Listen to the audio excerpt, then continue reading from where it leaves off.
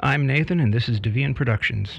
Today I'm going to be working on a tribute to my favorite open-world RPG, The Elder Scrolls III: Morrowind. One of the most dangerous tools that we use in our crafting is knives, and the most dangerous knife is a dull one. A blunt knife will try to skate along the surface rather than slice through. Consequently, it takes more downward force, so when the knife wins and gets to slide over the top, it travels farther, faster, and even though it's dull, it's still a knife and will damage whatever it runs into. Remember, safety first.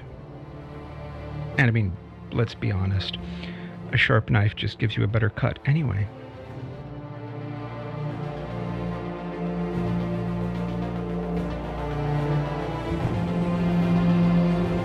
I like Readyboard foam core for a couple of reasons. Number one, it is very easy to take the paper off of it and leave yourself with a clean sheet of polystyrene. Two, it's inexpensive. It is in fact one of the cheapest foam cores I've been able to find, so I like it. Consequently, it shows up in a lot of my builds.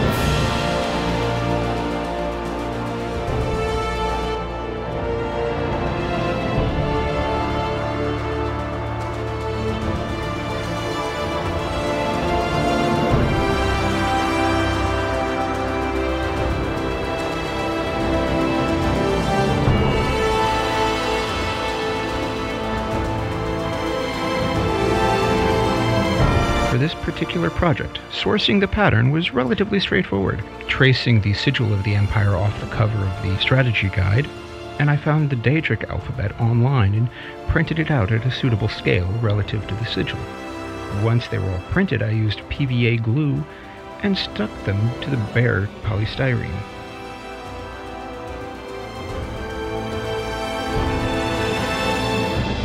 As we all know, glue, as it dries, contracts and will warp whatever the substrate is. But by taking advantage of what is, in my opinion, Glue-All's biggest weakness, I can completely remove the templates by soaking them in water for a few minutes. And once the paper is off, the foam core returns to its natural flat state.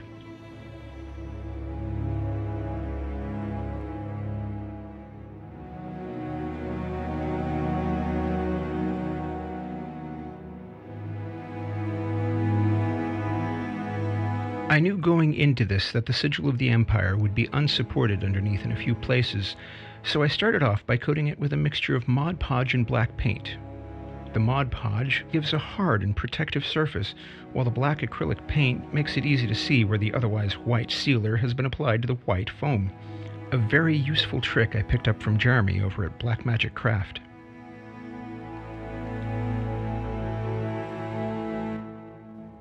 For this project, I've been set up in the living room instead of my workspace, and something I've learned is that you cannot share a space with a little person. Fill that space with cool maker stuff, and expect the little person to not make cool stuff. While the actual title screen in-game has the tribunal on a smooth, flat surface, I wanted to experiment with ink. I wasn't sure at first how I wanted to finish the top surface, but I knew I wanted texture, so I started off by digging deep fractures between the deities' sigils. I liked that symbolism for a number of reasons.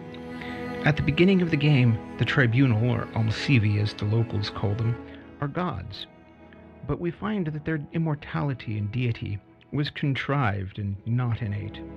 As lower beings, their minds could not take the eons of time, and at their earliest opportunity, they contract the player to kill each other. Violence, feuds, and wars spilled over, and the Empire, such as it was, was largely responsible for maintaining peace, safe travels, and economic stability. By the endgame, the tribunal as a whole has been replaced by their Daedric counterparts. By this point, the paint job on the sigils consisted of a layer of black Mod Podge, regular Mod Podge, and a wet blend of rusty orange, red, and yellow craft paints. And more Mod Podge. I've added a dappling of silver rub and buff to the sigils. Later on, the final step will be using a brush to blot on a couple drops of carbon black Liquitex ink, giving what I feel ended up as a lovely layered effect. In the meantime, for the surface of the tribunal plate, I've decided to go with one of my favorite techniques for stone texture, and that is open cell urethane. So far I've found 3 main shaping styles in this technique, and the style I'm using in this project is to take thin sheets of foam and use them as a veneer. The foam for this project was sourced from a basement couch after a flood, but before bulk trash pickup. A bath in standard 8% bleach and a thorough rinse, and poof, I have a good supply of open cell urethane foam.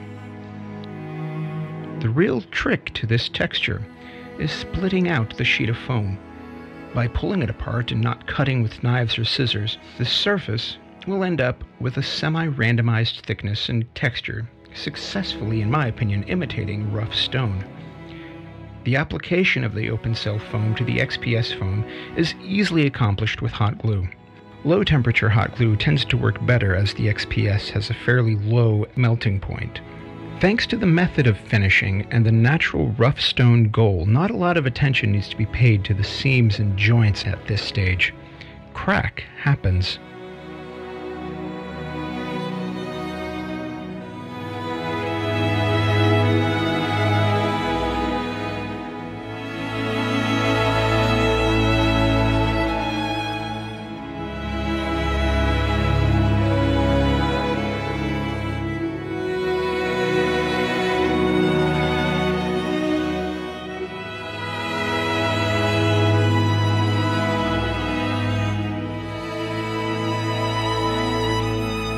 While this project could have been brought to you by SureBonder, I paid for mine.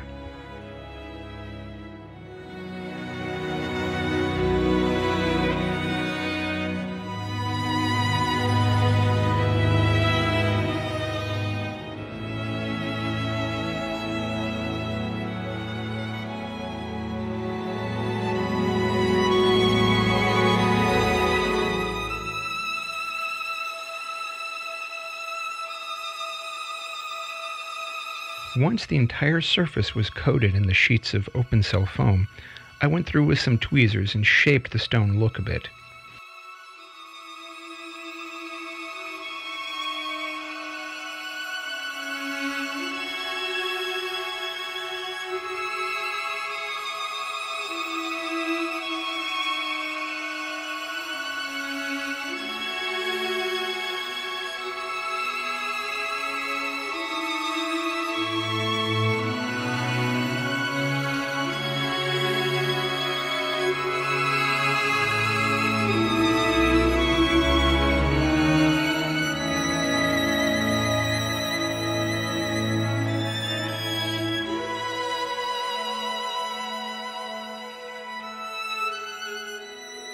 Depending on how I feel it looks, I can either augment the joints between the bits of open cell foam, or I can carve a crack pretty much wherever I want there to be one.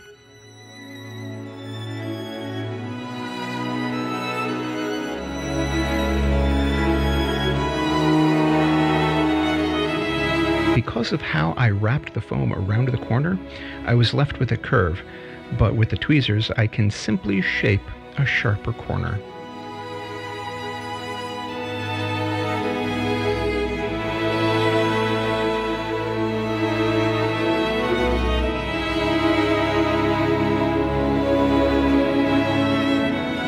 One difficulty with using scissors on open cell foam is the amount of friction between the foam and the scissors. Cuts end up curvy and rounded because the foam keeps trying to grip onto the sides of the scissor blades. But I recently found some Teflon coated scissors, and so far they're giving me some pretty good results.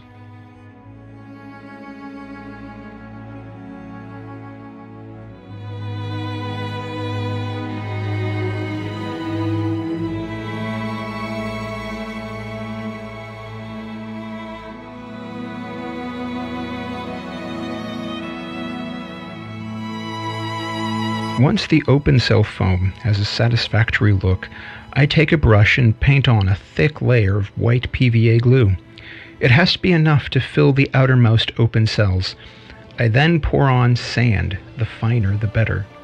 I source my own grit from a nearby quarry and I separate it into 3 grades.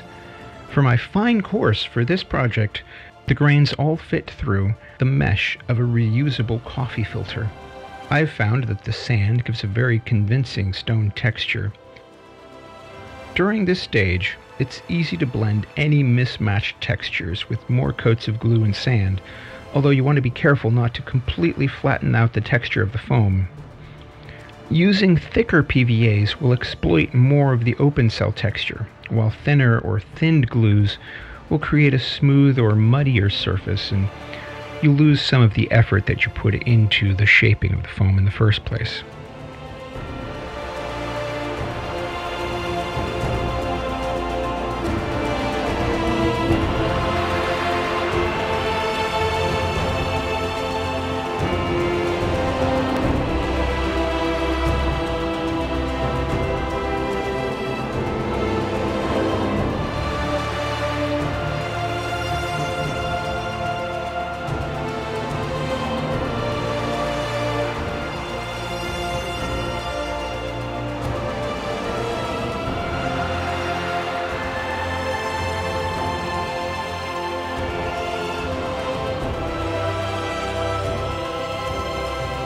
For the majority of the color on this piece, I'm using acrylic inks. I've found that I like the color values, how it washes through the texture, and how thin it is so that all of the texture of the individual sand grains still shows, even after multiple coats.